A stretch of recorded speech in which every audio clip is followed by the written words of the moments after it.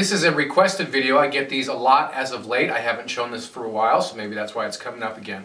So it's good to update you guys on my loadout, gear-wise, clothes-wise, on what I take on my backpacking trips. The one I just got off of was what the series that preceded this video, and it was done in June. It was just an overnight, so that kind of gives you a sense of what I had to pack for.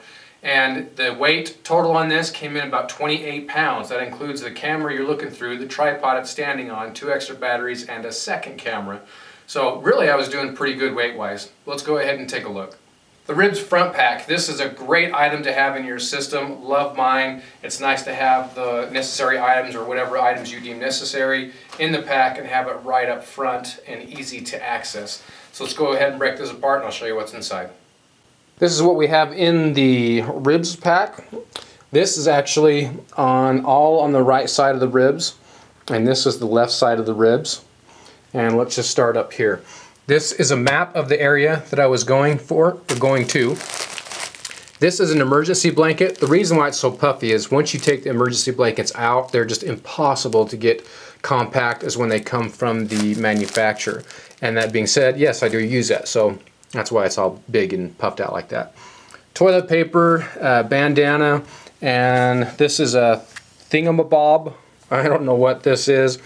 It's got open on both ends, and it's great. I love the thing. You can actually turn it into a beanie. You can wear it over your neck. You can pull it up over your face. I really like that thing.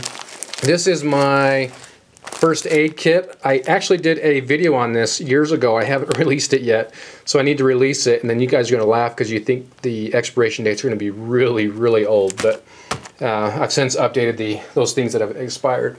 A Fox 40 whistle with the lanyard on there, and this is duct tape, small sewing kit, and that is electrical tape, signaling mirror, and water purification tablets. I always bring a backup, so I have at least boil water, filter water, and then I have this. And this has come in handy and saved my butt once.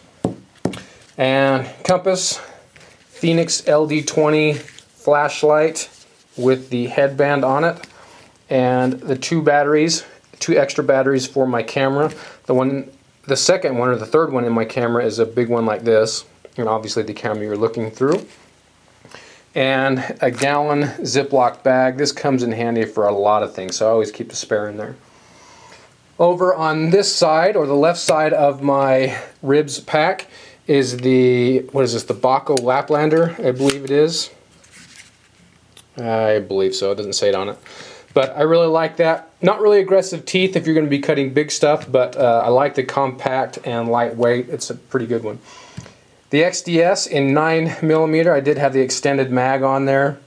And generally I don't take this much cordage with me, but I was planning on doing some extra things with cordage, so I did take them with me.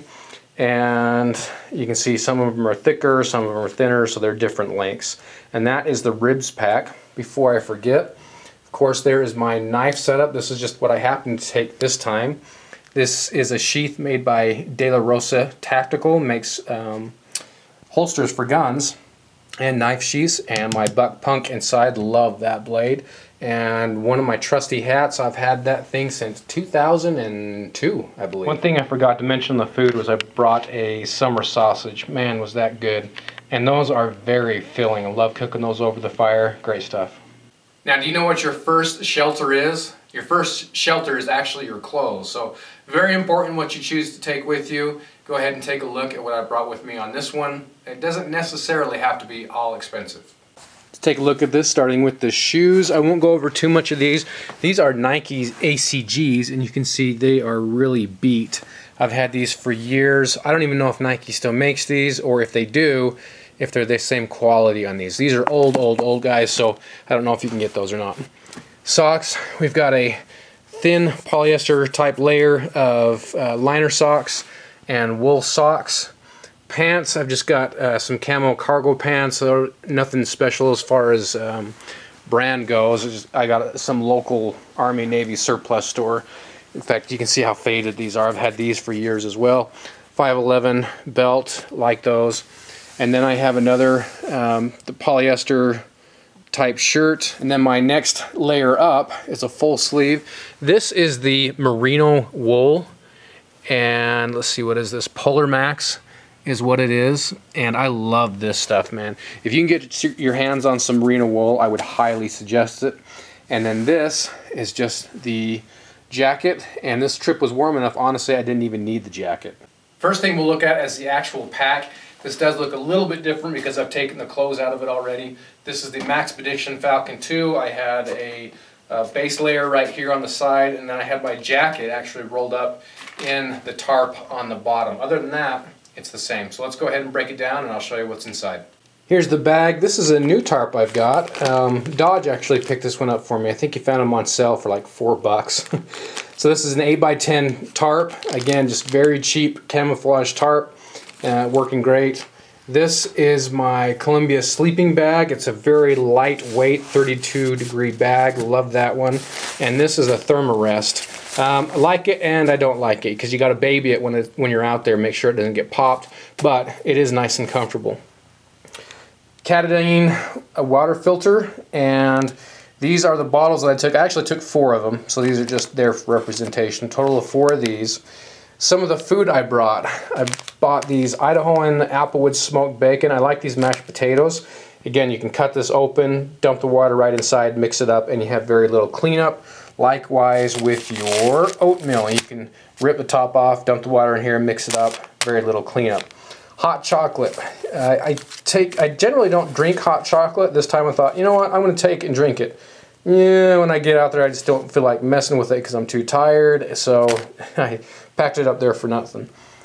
Plastic fork, MSR fuel, and this is a plastic bag that I take all my food in. It's nice because I can organize everything in there.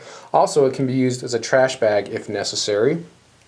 And this is the Snow Peak 1000. I think that's what it's called. I can't remember. If I got that wrong, I'll annotate it. But this is a Snow Peak mug and very lightweight, titanium. Love that. And then this is the MSR Pocket Rocket, which sits on top of the fuel canister. In this case, I did have my GoPro with me, and it was riding in my Falcon. And this is just a netting bag that goes around the mug. And that was it. That's all I had in the pack.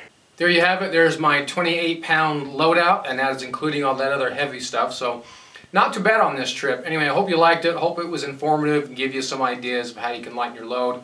One of the things I didn't mention was my sleeping bag is an extremely lightweight, coming in at just over a pound, I think. I'll have to annotate it. But that's one thing that really helps slim things down, and the fact that I'm not taking a tent, but a tarp. So there you go. Thanks so much, guys. We'll see you later.